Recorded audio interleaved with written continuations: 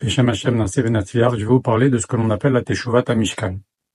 Teshuvat HaMishkal, c'est faire Teshuva et réparer exactement là où on a fauté.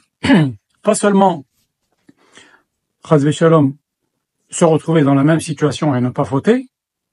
Ça aussi, ça fait partie de la Teshuva. On va pas chercher, mais Akash Baruch Hu fera en sorte que on puisse y arriver et Akash Baruch Hu nous teste et on voit si la personne a vraiment fait Teshuva. Et des fois, ça peut prendre des années, il peut se passer 20 ans. C'est pour ça qu'il faut être toujours sur ses gardes quand on a fait Teshuva. Même si on croit qu'on vit très très bien, on est sérieux, etc., on n'est pas à l'abri d'une épreuve. Et Akash Baruch Hu nous dit les Chachamim, il nous remet au même endroit, avec la même personne, ou à la même situation, et on voit maintenant comment tu te conduis. Et ça peut arriver à tout le monde. Mais maintenant, la Teshuvat HaMishkal, c'est quand la personne a fait Teshuva. Comment elle va faire pour réparer? Parce que vous savez que la Teshuva, c'est très très bien. Si la Teshuva est par crainte d'Hachem, les fautes exprès sont transformées en fautes involontaires. Si la Teshuva, c'est par amour pour Hachem, les fautes exprès sont transformées en misvot. Un type l'a transgressé Shabbat où il a mangé du cochon, ça lui est compté comme s'il avait mangé de la matzah et comme s'il avait respecté Shabbat. Pourtant, il a transgressé Shabbat, mais puisqu'il a fait Teshuva par amour pour Hachem, un Akash Baruch Hu lui compte ça comme misvot, comme il est bon, un Akash Baruch Hu. Maintenant, on va dans l'histoire de Yosef Hatzadik. Comment lui, il a absolument tenu à faire que les frères se mettent dans la même situation. Il sait très bien qu'il a sa part de tort dans la vente. Il a dit du mal sur ses frères, et les frères avaient de quoi, même si c'était une erreur, entre guillemets, la part de tel tzadikim, comme on l'a expliqué dans ce cours, il y a une erreur de la part des frères de pas aller parler avec Yosef et éclaircir, de le soupçonner, etc. Mais malgré cela, Yosef a reconnu. Il a reconnu qu'il avait sa part. C'est pour ça que quand il a construit son plan pour voir si les frères avaient fait tchouva, et s'ils étaient prêts à recommencer la même erreur qu'ils ont faite, parce que il va leur dire chez Yosef, mais peut-être qu'ils vont le tuer, peut-être qu'ils vont lui dire encore on t'aime pas, donc il voulait voir s'il regrettait de l'avoir vendu, et si maintenant ils étaient dans une même situation, est-ce qu'ils vont le vendre de nouveau? Et c'est ce qu'il a fait avec Benyamin. Il a fait que tous les faisceaux se tournent contre Benyamin. Benyamin, c'est un voleur. Voir le cours qu'on a donné ici, les frères lui ont traité de voleur, fils de voleuse. Rachel Imanou, ta mère, qui est morte en couche, en te donnant naissance, c'était une voleuse et toi aussi t'es un voleur. Vous vous rendez compte, c'est grave de dire ça. Ils ont dit ça avec Benyamin, et tout portait à croire que Benyamin avait volé. En tous les cas, les frères arrivent maintenant, et ils voient que ce Benyamin, il a tout l'air d'être un voleur. Donc, qu'est-ce qu'ils font maintenant?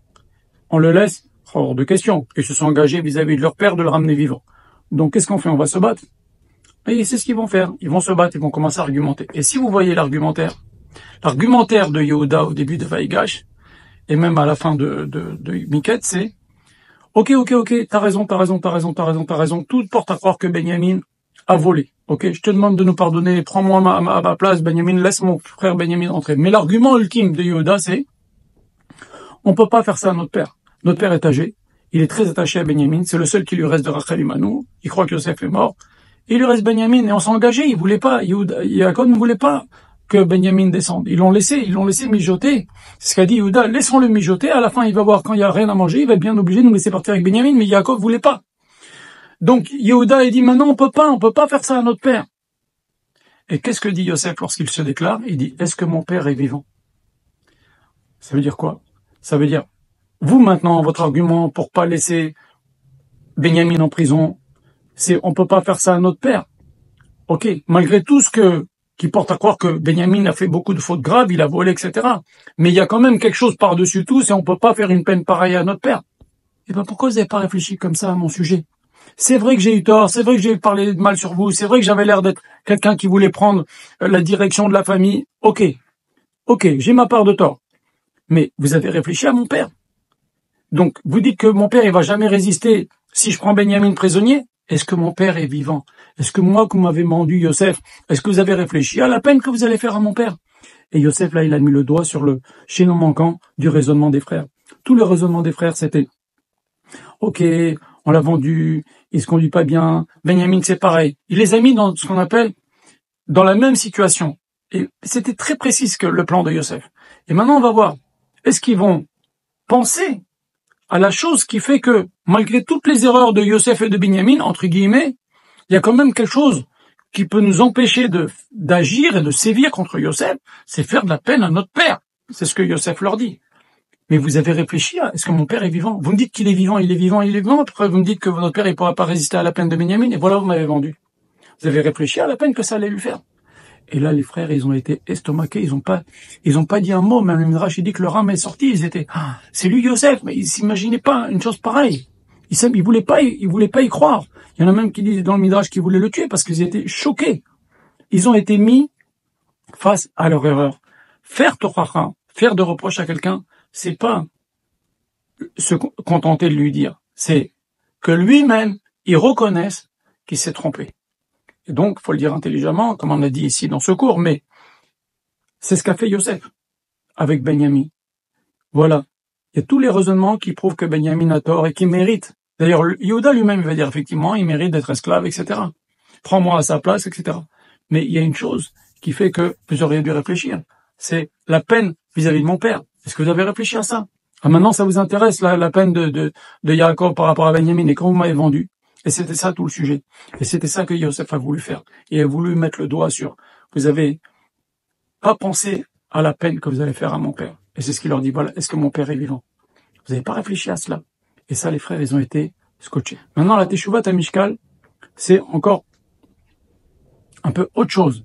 C'est-à-dire que quand maintenant, quelqu'un a fait une faute dans un certain domaine, il faut qu'il répare dans ce domaine-là. Je vous donne un exemple. Quelqu'un, il a été malhonnête, ok? Il a volé, ok? Il faut que maintenant, il s'arrange pour donner des cours sur l'honnêteté, ou faire donner des cours, ou publier des livres sur l'honnêteté, ok?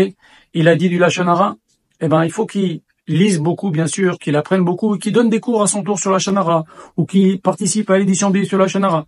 Il a fait des bêtises dans les relations interdites, eh ben, il faut qu'il donne des cours, qui construisent des mikvaot, qui paye des personnes qui vont donner des cours sur Tarat HaMishpacha, qui fasse éditer des livres sur Tarat HaMishpacha, qui donne des cours sur les séparations hommes-femmes, etc. C'est ça, Teshuvah Mishkal. C'est-à-dire que on a fauté dans un domaine, quand la personne a fait Teshuvah, elle doit maintenant essayer de réparer à fond, dans ce domaine très précis-là. Et il y a 1000 façons de faire, comme je viens de vous expliquer. Donc ça aussi, c'est important. Donc chacun, il doit réfléchir. Là où j'ai fauté, maintenant j'ai fait tchouva. Dans ce domaine-là, comment je peux compenser et arranger pile dans ce domaine-là? Shem Yemachem.